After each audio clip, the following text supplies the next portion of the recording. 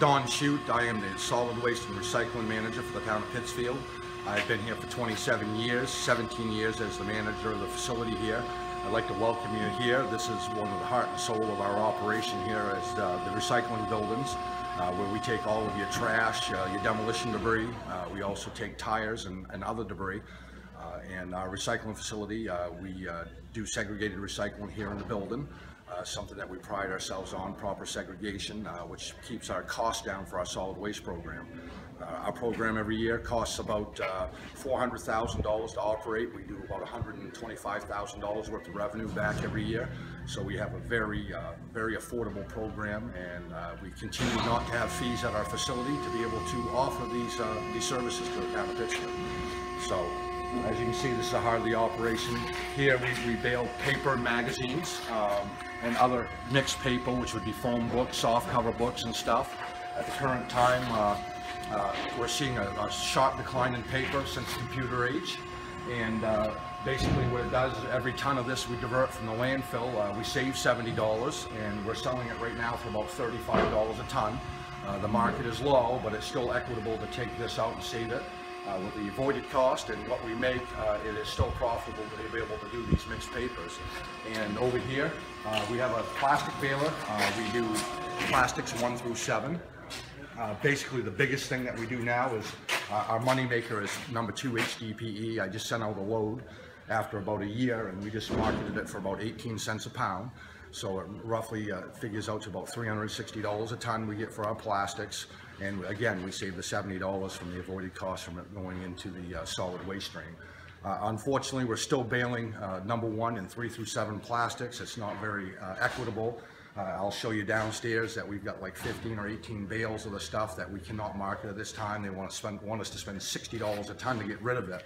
And I've got a $30 a ton cost on that, so we'll have to wait and hold it for hopefully better markets in the future. And over here we've got our glass crushing operation. We're crushing all types of glass now. We're taking not just your food containers, but we're taking dishes and porcelain and stuff. There's not a very big market for it, but we're actually using our crushed and aggregate glass in road projects. We boast our road project last year. We did a pilot project from my wood pile into my inert area where my cement and cinder blocks and stuff are disposed of. And it's one of the best roads that we've built in the last 4 years. It's still holding up. It has good frost permeation, really good thing. So we're doing aggregate glass now, and that aggregate glass we're using in a lot of our road projects. So again, we got the avoided cost of that $70 a ton.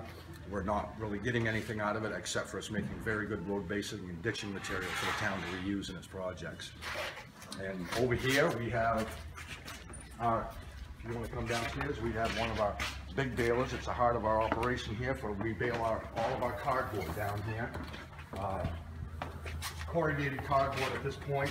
When we started recycling cardboard, when I got here 27 years ago, we were getting 0 for our cardboard when we marketed it. Just last week I marketed our second load this week, and we got $100 a ton for our corrugated cardboard. So we get $100 in revenue per ton, and we're saving $70 again.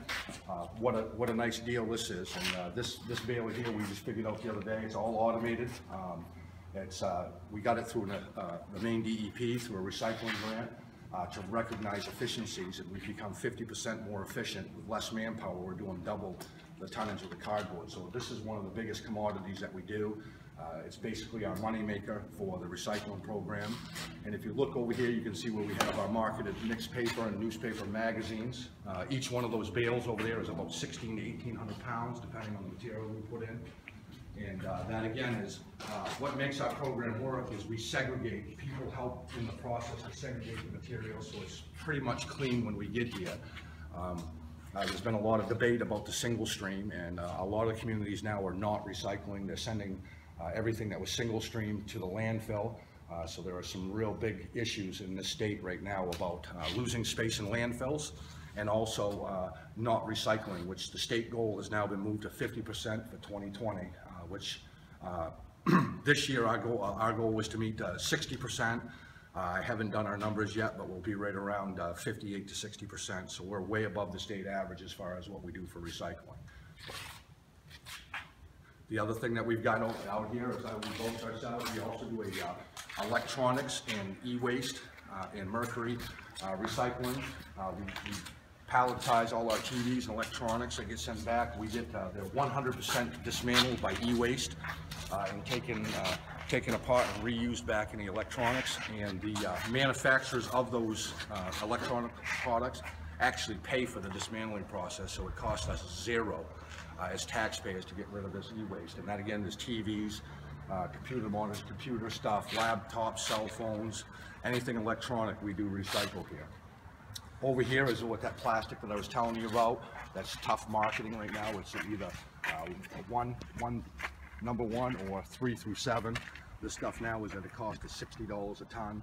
Hopefully we'll be able to market it because we've got $30 a ton in manpower cost to be able to recycle that. And obviously down here you can see my wood and brush pile area. We do that. We do take brush and yard debris.